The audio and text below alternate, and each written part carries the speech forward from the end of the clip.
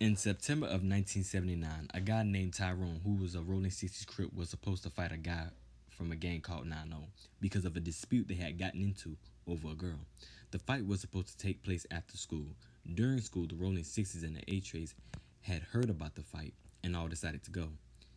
The Rolling 60s and the A-Trays felt comfortable around each other.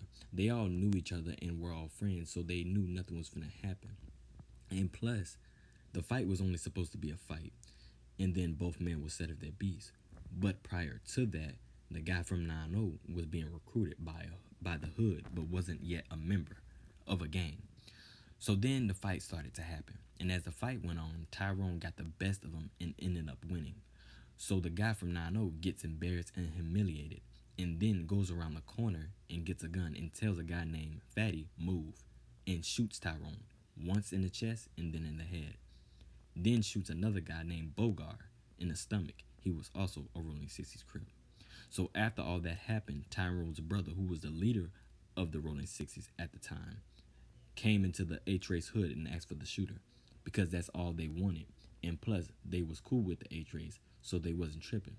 But the A-Trace really didn't know the guy from 90 because he had only been in the hood for 2 days. So they couldn't give him up because they didn't know him.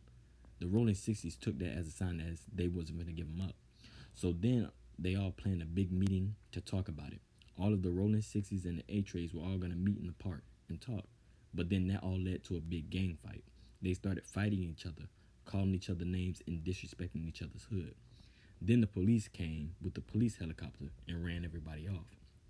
And ever since then, the Rolling 60s and the A-Trace have been at war with each other.